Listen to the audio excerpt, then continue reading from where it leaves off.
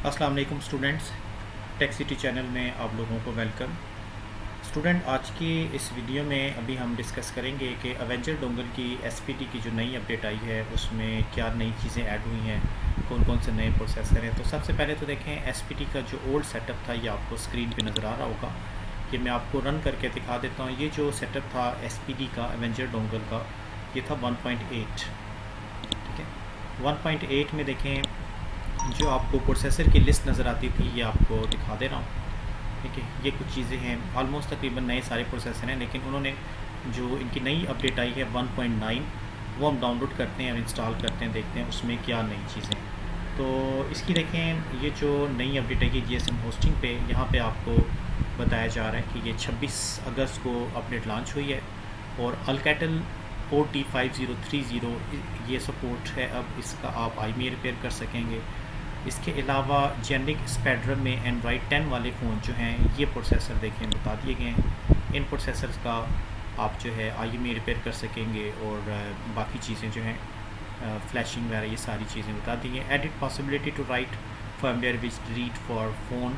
अब आप काफ़ी सारे फ़ोन्स का सॉफ्टवेयर भी बैकअप कर सकते हैं, इवन के एंड्रॉयड 10 वाले। ठीक है, improve SIM lock repair IME flash mod was edit support for Android 10। Android 10 वाले फ़ोन्स को भी आप कर सकेंगे। ठीक है, तो इसका सेटअप डाउनलोड करने के लिए नीचे लिंक है, यहाँ पर क्लिक करते हैं। क्लिक करेंगे तो ये पेज खुल जाएगा और इसका सेटअप अभी 99 MB का है। इसको हम डाउनलोड करते हैं और डाउनलोड करके देखते हैं कि इंस्टॉल करके इसमें क्या नई चीज़ें ऐड की गई हैं। ठीक है, तो अब ये डाउनलोड होने में थोड़ा सा टाइम लेगा, वेट करते हैं। तो इस वक्त देखें, हमारे पास से हमारे पाकिस्तान की मैं बात कर रहा हूँ, आईटेल के काफ़ी सारे फ़ोन आ रहे हैं और आईटेल कंपनी जो है ये मोस्टली जो है स्पेक्ट्रम सीपीयू के ऊपर अपने फ़ोन डिज़ाइन कर रही है। ठीक है, लेटेस्ट एंड्रॉयड 9-10 के ऊपर फ़ोन आ रहे हैं और एसपीटी का प्रोसेसर जो है 9863 प्रोसेसर, 9832, कुछ नए प्रोसेसर ऐड किए हैं जो बाकी डिवाइसेस फ़िलहाल सपोर्ट नहीं कर रही।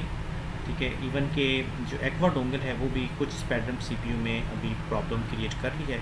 जो फ़ोन आते जाएंगे मैं आपको दिखाता जाऊंगा। तो इस वक्त ये जो अपडेट आई है अवेंजर की एसपीटी, वैसे तो आपको पता है कि एसपीटी फ़ोन्स के लिए सबसे बेस्ट डोंगल जो है ना वो CM2 डोंगल होती है। उसके अंदर ज़्यादा एडवांस फीचर होते हैं, क्योंकि एसपीटी की बहुत सी जो बैकअप फर्मवेयर हमें गूगल से मिलते हैं उसमें ये होता है कि वो फर्मवेयर CM2 से रीड किया जाता है और फिर वो राइट भी CM2 से ही होगा डेफिनेटली। तो अब ये जो एसपीटी का सेटअप इन्होंने दिया है अवेंजर वालों ने, इसमें आप काफ़ी सारे नए फ़ोन्स का बैकअप तो कर लेंगे, बट उस बैकअप को आप राइट नहीं कर पाएंगे। राइट फ्लैशिंग में प्रॉब्लम है, क्योंकि वो फ्लैशिंग में एक सिंगल पैक फाइल डिमांड करता है, जबकि जो है CM2 जो रीड करता है जिन सेटों से भी वो मल्टीपल फाइल है। देखा चलें, ये बात का मसला है। CM2 डोंगल को भी इंशाल्लाह, उसकी भी काफ़ी सारी रिक्वेस्ट है कि जी मैं उसके ऊपर वीडियो नहीं बनाता, तो मैं इसलिए बनाता कि मैं वो यूज़ नहीं करता, मुझे वो इतना सूट नहीं करता। बट फिर भी देखते हैं, आगे फ्यूचर में ज़रूरत पड़ी तो इंशाल्लाह आपके साथ शेयर करेंगे।